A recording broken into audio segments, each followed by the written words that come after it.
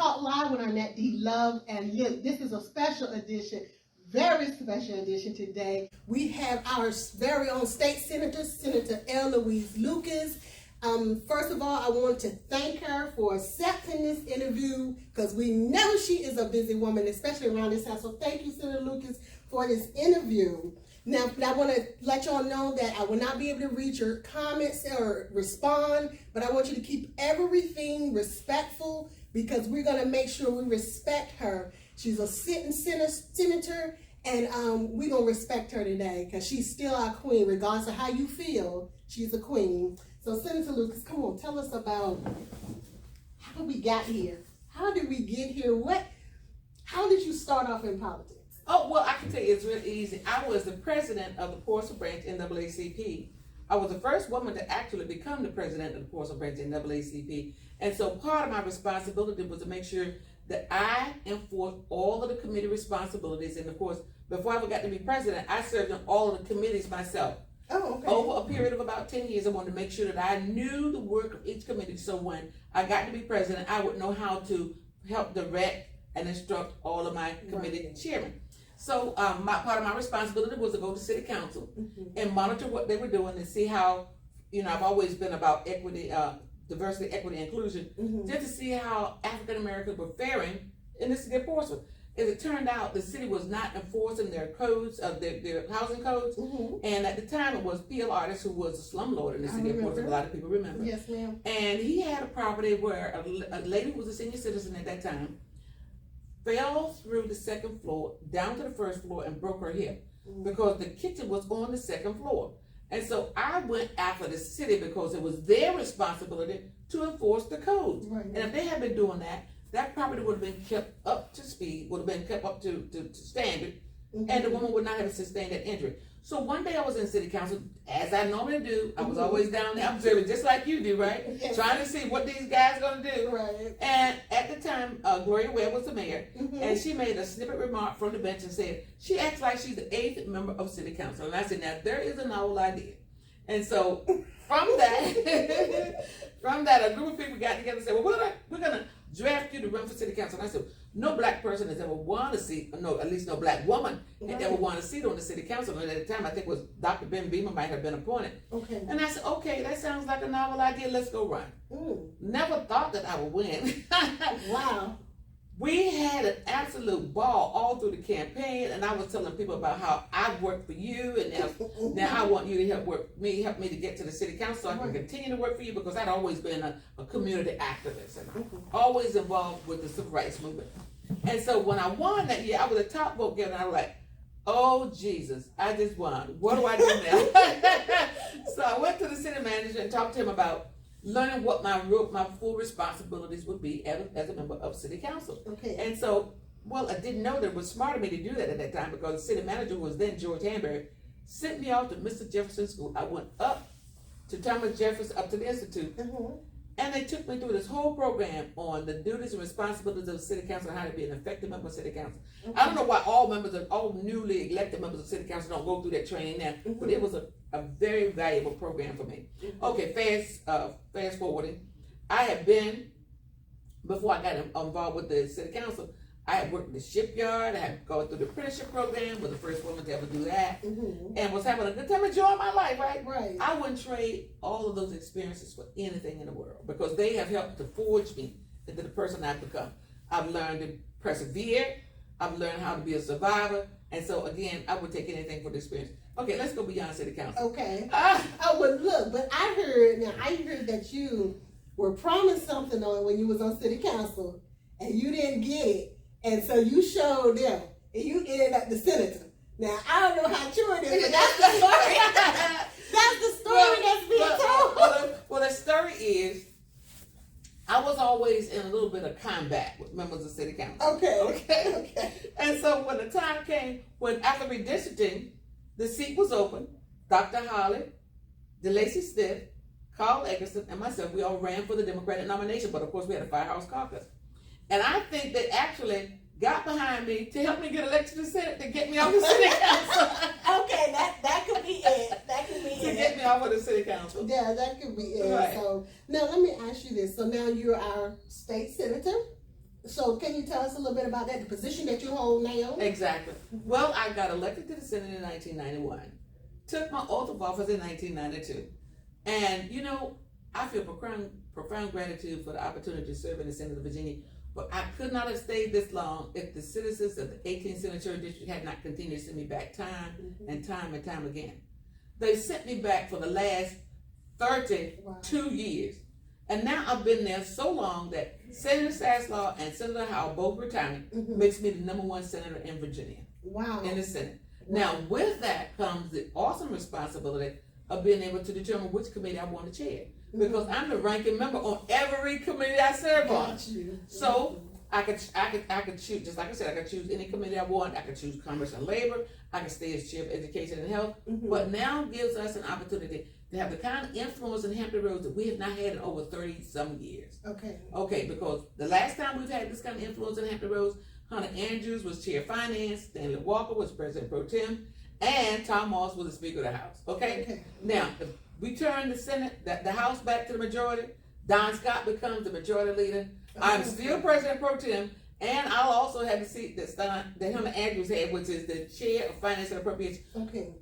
The influence legislatively and fiscally will be right here in Portsmouth. Wow, in Portsmouth. In Portsmouth. So now, as that chair, as a chair of that, with finance and legislation, you said? With finance and appropriation. Okay, finance and appropriation. What would be your duties? My duty would be to sit at the table anytime any budget amendment come through there for the Senate, for the state. All the budget amendments that will come through the Senate of Virginia, I will be sitting at that table and help to decide what gets passed and what gets put to the side. And I also have the responsibility to introduce legislation that will be impactful for Hampton Roads, especially Chesapeake and Portsmouth. And two of the first things I want to do is to build a career technical education center. You're right. Now she know I love technical schools. That is my thing. So yes. And well, you know why that's my heartthrob, because I started in Norfolk Naval Shipyard, and so had it not been for the apprenticeship program, I would have never been able to earn enough money to be able to help make a good living for my family. You know, 2 household income is always better than one. That's right. And to be able to save money so that I could go to college and send my kids to college.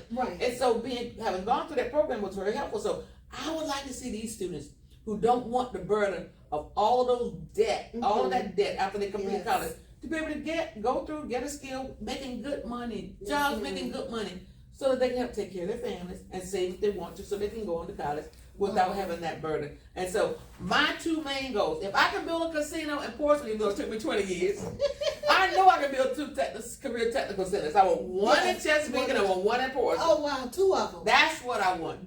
My goal is to build those centers so that our students will have the opportunity to go and gain the skills that they need to be able to have a high and paying income for their families. Listen, y'all, that's where my heart is, that the technical school. So look, I don't know what y'all thinking, but I know what I'm thinking. Well, let me just say this while I'm talking about that. A lot of people think that if I'm not reelected, that my opponent will get those seats. He doesn't have that kind of seniority. If you look at the red book, you will see I will be #1. Right now in the book, he's number 30. Right. And so he can't live long enough to be #1. Yep. And so he'll never be in a position where he can be chair of finance. Where he can be chair of education and health. Yeah. Just like I said, I'm the ranking member on all the committees I serve on. I will be able to continue. This is history. Yes. This is history. That's why my opponent ought to be helping me to make this history. He ought to be voting for me. I like it because I'm going to bring revenue to Hampton Roads that we've not been able to acquire for the last 30-some years. Right. And I'm thinking that, I'll tell you what, if people don't believe it, the business community is listening. They know that with me being chair of finance and appropriation, that's going to put Hampton Roads in a good position to be able to get our share of the state budget. Understood. And especially when it comes to education, because that's my heartthrob. I'm chair of education and health right now. That's important. Education is so important. And listen, she done already pushed one of my buttons right there, y'all. So now I do want to say this. Through this election here process, you have really been classy. I've been watching your correspondence that you put out, and in the beginning you were just straight with what you're gonna do, what you've done. Yeah, you're fighting, but I like it. I'm fighting for the issues that are important to the people that I represent. Right. I never intended to use any negative campaigning. Mm-hmm. And so all I did was I'm fighting constantly. I'm fighting to make sure that we safeguard reproductive rights. I'm fighting to make sure that we have a balanced budget. Right. I'm fighting to make sure that we have quality education. I'm fighting to make sure that this governor doesn't turn back the hands of time back to Jim Crow. I'm fighting to make sure that they don't ban books. I'm fighting to make sure that they don't whitewash history. I'm fighting for the issues. I'm fighting for those things that we have acquired that we will not turn back on. But what you didn't do is fight your opponent. And I saw that. I didn't. You didn't. I wasn't going to go negative. You did not. And I just felt it was so classy. And the reason why I called you is because some of the things that we were receiving in the mail, and I was offended because I'm like, this can't be what I know that had happened, what I know that I was a part of, and you've made it negative. And then the level of disrespect of that Hummer just burnt me up. I think that's just what just took me out. That Hummer. Leave her Hummer alone, please. Let her have And her I Hummer. don't have a gray one. I think that was a Jeep with a Lucas license plate on it. And I've never had a license plate that has Lucas on it. My license plate has number 3 on it, which is my senior Yes, it high. does. My Hummer is blue, but I was not going to be intimidated. I sat right in that blue Hummer and wrote it in the Memorial Day. Yes, you did. But that thing bothered me. I brought it with me, y'all, because it bothered me with that her name on it. But we're going to address some of the stuff that he was sending, if you don't mind. Okay. So he put out something saying that that 13.5 tax break from your investment. I never got the money because, first of all, the city council voted the project down. So it was Empowerment 2010. As a matter of fact, my pastor, Reverend Blunt, who's your uncle. What the hell is your uncle? This is why I know about this, you guys. This is why I knew he wasn't being honest. Right. Because I was there and I saw it. So go ahead, Selena. Yeah, your uncle and the commission had approved the $13.5 million empowerment zone bonds for the project. The project came about because there was a group of African Americans in the city of Portsmouth who said, we don't have ownership of anything that's ours exclusively, that where we can go and have conferences, where we can have conventions or things of that nature. So I was the point person for what was going to be the Victory Conference Center. Okay. And it was supposed to involve all of us so everybody could feel a part of it. So that people who were partners in it would have an opportunity to have first dibs on whether or not they wanted to have a function there. For example, for you and the veterans, if you wanted to have something there and you were on the calendar for a specific date, as a member, you would have first option on the date that you would choose. It was so that we could and as a matter of fact, if you recall, remember Dr. Holly made the statement, why can't African Americans own something in this city they can call exclusively their own? I was supposed to build our conference center, of which your uncle and everybody else was a part of. And I was struggling trying to get my coins. There were, three to 500 African Americans who came together to wanted that center to be built with from all walks of life in the city of Portsmouth, wanted to be a part of it. And so to say that I got the bonds, I did not. The city sent them back to the federal government because they'd rather do that than see black people have them. Okay. But when I gave each member who had invested their money back, I gave it back to them with interest, as you recall. Right, yes. And the interest that I paid them was out of my own personal pocket because I wanted to make sure that people understood anytime anybody invests anything with me, they're not going to lose a penny. And nobody did. Let's clarify this. You weren't made to do anything, correct? I was not. There was never any investigation. After the city did not approve the project, there was no need for me to go any further with it because I wasn't going to be able to build it. So I thought when the casino was going to be built, it was going to be built on the waterfront. So the land that I had on Victory Boulevard, which was supposed to be for our conference center, I sold it back to the city because it didn't seem like there was going to ever be a chance for us to build anything that was our own there.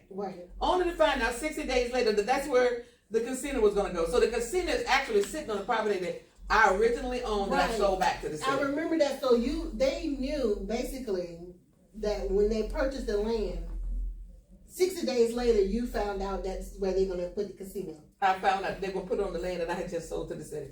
Yes. Got you. Okay. And I don't know how much they sold it to the developer for, but I know I feel like I got. Yes, I know. I don't feel like I got what I deserve. But everything is getting twisted up, and that's why I felt like you need to tell your story because once I realized that there was some untruth being spreaded, and I mean, it's been spreading, y'all. Y'all know you receive it at your door. It's time for you to put it out on what actually happened. So now let's talk about the Obamacare accusation that was made. Oh my heavens. I am chair of education and health. And the Obamacare, people call it Obamacare, the Affordable Care Act was approved, came through my committee, the committee that I chair, that created an opportunity for 400,000 people in Virginia to have health care. What he said that I voted against was a procedural measure, had nothing to do with the bill. As a matter of fact, at the end of the process, he voted like the rest of us. The part that he was saying that I voted against, 35 of us voted against it. Well, he was with 5 people. Oh, okay. So the majority. It was not the truth. And the thing that I think has bothered me the most about this whole process is the fact that, people oftentimes say that a lie can travel around the earth before truth can get its boots on. You have some people who are so fragile and so weak-minded that they'd rather believe a lie than to do research to find out the truth. Right. And so the truth is, none of what he said in that commercial was true.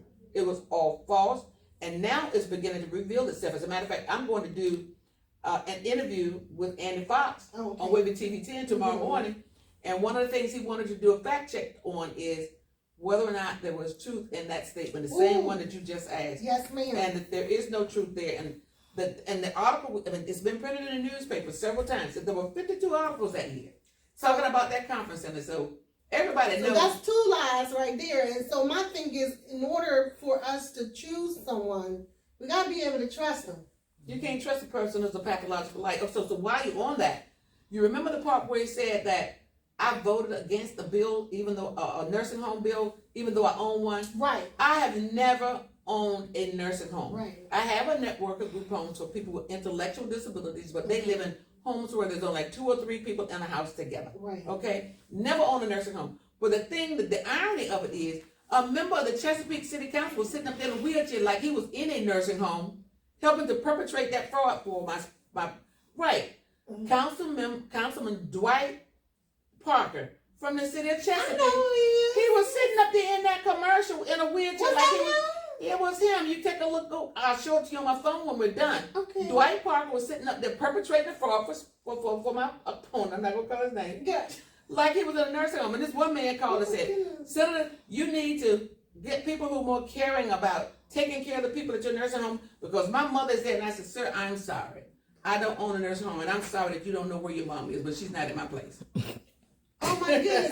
Because I know since I'm retired from City of Chesapeake. And I worked with his brother at the sheriff department, so I know exactly who he is. So it was Dwight Parker sitting up there helping. I'm going to show that to you. Dwight Parker sitting up there in a wheelchair like he's in a nursing home, helping, I'm going to say it now, helping Sproul to spread that. Yes, ma'am. This is crazy how, just, if we don't do our research, But the thing of it is, they lied on me because they didn't have it. He was desperate. He didn't have any other way to try to project himself because why didn't he spend all that time with the money that he spent? Both of us spent $1 million for this bloodbath, okay? Why did he spend that money talking about what he's done? He talked about me saying, I. You can't say I unless you say I did something. Right. Yeah, I helped get solar wind here in the coastal waters. Yes, ma'am. I helped get the merger between Old Dominion University and Eastern Virginia Medical School so that Centera can be one of the premier hospitals in Virginia. I was the one who introduced the bill K3 literacy program so that our students can learn how to read by 3rd grade. Because if our students not reading by 3rd grade, that creates that school to prison pipeline. Right. They will continue to fall behind. If you're not reading with some comprehension by 3rd grade, what are the chances you're going to be able to do math and science and English? Absolutely. Now y'all know I ran for school board twice successfully, but I know what she's saying, and it is very important that our kids can read. That's the fundamental right there. They have to be able to read. And to make sure that happens, yes, ma'am. I also put in a budget amendment to make sure that we had a reading specialist in every school in Virginia, and it passed, and it's going into effect. That one already went into effect. I extended that bill by adding 4th through 8th grade to make sure that our 4th through 8th grade students are reading on grade level. That's good. And I also have a teaching specialist who is a reading specialist in every school in Virginia to make sure that we close that learning gap. Now let me tell you what I did in addition to that. People talking about the mental illness part of it.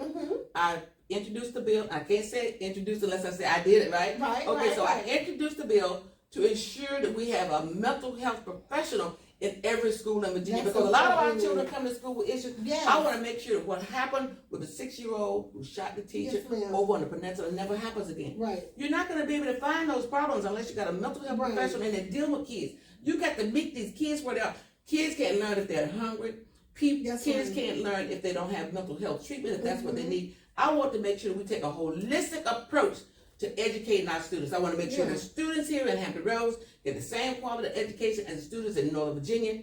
And of course, there's already a lawsuit somewhere, and I can forget what state it is, where students, African American students, are actually receiving $2,000+ less than other schools. Yes, Okay. well, you know about that whole program. I want to make sure that DEI, diversity, inclusion, diversity, equity, and inclusion is a part of everything we do. Understand. And so now I make no apologies when I say, right. when I become chair of finance and appropriation, I'm going to make sure that Hampton Roads gets its share of the pie. I'm going to also make sure that the programs that black and brown people have been waiting hundreds of years to get, Right. that I'm going to try to make sure that they move from the back burner to the front burner. Understood. And not going to make any apologies about that. Understood. And so that Now the Republican wouldn't do that. now see that's oh see now that's listen, I didn't call him that, guys. I didn't call him that. People call him that. I And he think loves that's his little that name. title. That's the little name they call him, correct? And he loves it. He loves it. Yeah, he loves Now, but explain to our viewers what a Republican is. Well, it's a person who considers themselves friendly with Republicans and reliable vote for Republicans. And so if that's the way that person wants to roll, then that means Democrats can't rely on them, can't have them as a reliable vote for the values that are ours. Okay. And there are a lot of times that we've got 2 members of our caucus who are not reliable Democratic voters. Okay. And so I need to be there to make sure that the policies, the values that we hold near and dear to our heart, that they don't get pushed to the back burner because we have people who forgot why they're there in the first place. I am unapologetically a Democrat. Right. And I'm not going to go to the General Assembly and vote for issues for the Republicans just to get along with somebody. Never been me, never will be me. So do you think that's why he's gained their support?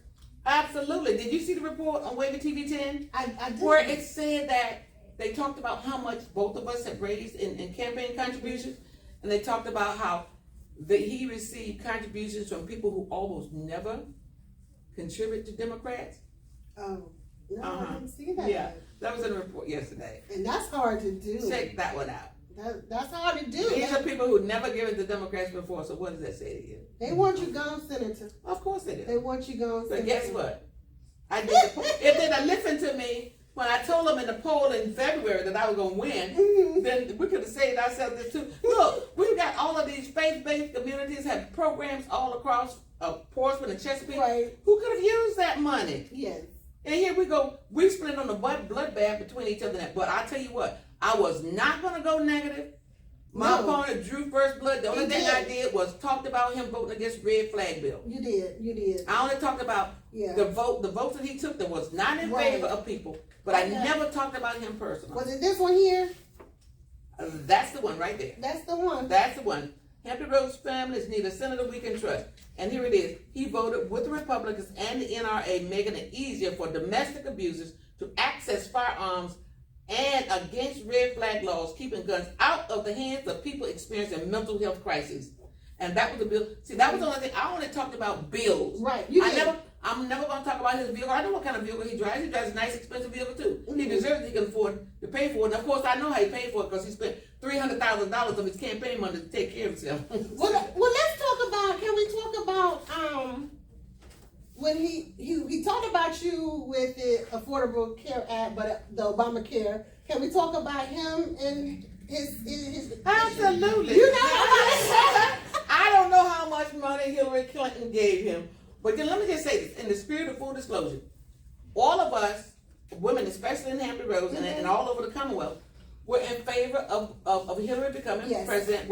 But when Barack Obama came onto the scene, there was no way in the world, as much as I love Hillary, I was going to pass up the opportunity to help work and get a black man elected to the presidency. Right.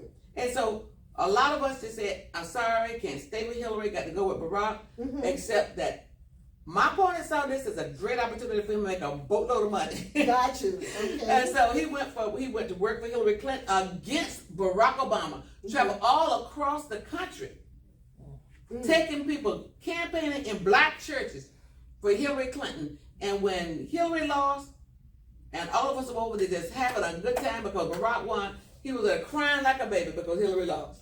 And he got paid. This was filmed too, right? Yes, ma'am. And we got it. So we can pull it up. You can go back and pull that up. Yes, you can. And you can also find out how much he got paid. Oh my goodness. If they release all that information. Yes, ma'am, they do. So we got that. Now I want to address probably about maybe two more things. He called you selfish. Basically, you always doing something for something. Now, I want to say this, everybody. I know that that's not right because if you don't know who I am, I'm the past commander of the American Legion. And Senator Lucas was donating to the veterans. I didn't even know it. I had to go and look up who the donors were. And I saw her name. And so it wasn't like she was trying to politic or anything. This is what she's been doing for years. And so I know she support veterans. I know she support other people agendas as well. So I can't see her as a selfish woman the way they describing, and I ain't trying to butter up to her. I don't have nothing to get from Senator Lucas today, but I'm just saying, I'm telling the truth. And so when you put out that somebody only thinks about themselves, come on, I think that's a little harsh.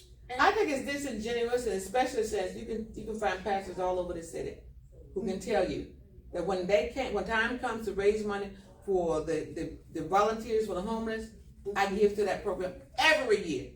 For the Outer Bible Learning Center every year. As a matter of fact, I helped the Mount rebuild that whole play park for oh, okay. That playground that was built. Right. The Mount, working with Bishop Kim Brown and I rebuilt that for the Outer Bible Learning Center.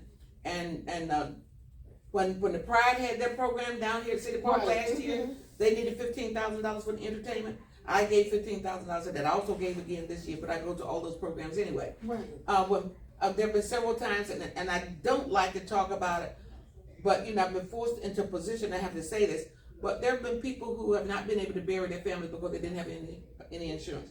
I've helped with burials. I've helped people pay mortgages, light bills, gas bills, water bills, phone bills, because that's what I do in the community. I make an effort to make sure I'm giving back to my community, not just my time, but my money. Last night I was down there, I told you I was down at Brighton Elementary School. Right, yes. I helped sponsor with Big Homies the Father's Day cookout for the fathers at Brighton Elementary School. And for the homes that didn't have a father in them, we invited the mother who was a father figure in the home. And so I was down there with them last night until they closed out, almost until the time they closed out. And the only reason I left a little bit early was because Norfolk State University Alumni Association was having their meeting, and I needed to get to that to make sure that I took care of the rest of my dues. Right. And so I'm doing like 4 and 5 events a day, which I do anyway. But I've been anything but selfish. Yeah. And all you got to do is ask all of those ministers. Have you seen that long list of ministers who had those videos on social media for me? They're not doing that except that they believe that I am the best person to represent this district, and also because they know that I go in with laser focus on trying to make sure I improve the quality of life for people. I provide constituent services anytime people call my office and they can't access the services that they need. I stay on it until I make sure they're connected, until they get the contacts they need to make sure they get their questions answered and the services that they're looking for. So that's the kind of thing that I do every day. I wake up in the morning with a heart and a mind to serve the people who sent me there. I never have forgotten who sent me there in the first place. And I'm there. I wake up every morning focused on trying to make sure that I make that difference. And I'm going to tell y'all, Senator Lucas and I, Don Scott called us family. He said families argue, families fuss, families fall out. And so even when we fell out, I could never take away from what she's done. I can never say that she's selfish. I can never say that she's not for the people. I could never say that. Never could those words come out of my mouth. So a lot of stuff I can tell you that she does, she's not doing it for votes. It's just in her. And so I think that before you go out and vote on the 20th, You need to see who's truthful, who's transparent, who's gonna do for you and your family. I'm not here to tell you who to vote for, but I'm telling you, we done already caught lies, and I'm telling you that issue with that investment was not true, because I was there and I witnessed it. I was a little younger because it happened maybe 10 years ago or so. A little bit more than that, because my baby was about 2. Mm-hmm. And so that wasn't true. So you got one line right there. So I'm pretty sure. And the nursing home was the second one? This nursing home. The Hummer was the third? Yeah, so we need to be very careful how we vote. The last thing I'm going to ask you about, Senator Lucas, is that blue brick wall you always explain to the people what that is. Okay. Well, after we got the majority, and I knew that Yuckers was going to be the governor, mm-hmm. and he was talking about what he was going to do in he called his first day agenda. Mm-hmm. And when he started talking about the nonsense with CRT and all that stuff, I said, he's going to run into a brick wall, and then it stuck. And I said, okay, so we're going to build a brick wall. Okay. And then the other colleagues in the Senate caught on. We all came together and decided that, yes, we're going to have a brick wall. But I have about 90,000 followers. Yes, you do. On Twitter. And it is very active. Yes. And every time Youngkins raises his head to try to turn us back to Jim Crow, or tries to turn back the progress that we've made over the last several years, I just punch him in the throat. Yes, you do. Because I love my boxing gloves. I get the little thing, the little tweet, and Senator Lucas, that's something else. But let me ask you this, Senator. I think everybody want to know. Is that you on Twitter for real? Yes, ma'am, it is. Okay. Yes, ma'am, it is. And the thing of it is, I do have a couple of people that help me. Mm-hmm. They will send me information. What do you think about this? And I said, I like it. Let me just fine tune that a little bit. Mm-hmm. But there's nothing that ever goes on my Twitter that I don't personally write myself or that I approve. So everything that's on my Twitter page is authentically me and my opinion. And y'all know how she like to say her stuff too. Don't get her hot, because you're going to get it. Thank you so much, Senator Lucas, for this interview. I hope it has been informative to the voters. We still got into the 17th to early vote. That is correct. And then we go out and vote on the 20th. So make sure you're informed about who you're going to vote for, because we have to make sure we make the right decision, because I think ultimately our senator, some people don't want her there anymore, so they would go with the person they know that can probably get beat. That they can control. Or control, right? So, I ain't trying. I'm not trying. Our show is not biased or anything. I'm just telling you the truth. I do a lot of research and stuff like that. So if you're not an honest person, you got to be very weary about that. If you're gonna vote for someone, you need to be able to trust them. So I thank you once again, Senator. Thank you guys for joining Real Talk Live on Arnette D. Love, and we will see you later. Thank you. This Miss Elaine Breathwaite, she's gonna tell us about the proposal or the accusation of the $13.2 million investment that was said by Senator Lucas' opponent. So, Ms. Elaine, tell us your version of what was going on at that time. Well, the opportunity came up, and it was a vision that Senator Lucas had to see if there was a way that we could bring a place where we could attend to have activities done, where we could it could be loaned out to other like sororities and fraternities and churches, or anyone that needed an area where they may want to have a celebration, somewhere to go where we could have our own kind of community place. So it was left to the community. It came out that it was left to the community if you wanted to contribute to this vision she had that everybody was so excited about. And when it was put out and we were talking about it, there were so many people just glad of what do we need to do? How do we get in there? She wasn't trying to do anything for herself. And I think that's what made us so excited about. This was something that we all could profit from, could be a part of. We came up with ideas how we could have bricks and put people's names on it. So when we built this building, we would always be remembered and have our legacy there to try to do what we can for the community, which is definitely needed in Portsmouth. And so there were so many people that invested their money to, like I said, she just opened it up for people to do that, to be a part of this. And the excitement was there. you would be so, I mean, I was so like in awe when I saw all the people just coming and wanted to be and excited. And we're talking about people, of course, because you had to have money to put in there. We're talking about people who were in the banks, teachers, lawyers. I mean, people that was in the community that maybe could get money from family to be a part of it, because everybody thought that this was something that we could all appreciate. And that is how this occurred. And when I heard that there was something out, I even had someone come up to me in Chesapeake that was telling me that they heard that this was her thing that she did, and something about that Senator Lucas had become. It was never mentioned that it was for the community. It wasn't mentioned that there was nobody had anything to do or say about a casino. Where we were buying the property, there was never a thought of having the casino there. The casino was supposed to be in the place where Holiday Inn was. And there was never anything about a casino being in the site that it is in now, or where we previously had decided to make this community center for the community. So where this story, well, to be honest, where the lie came that this property was purchased by Senator Lucas only, that is not true. It was all parts of people in the community. It was never to be about a casino.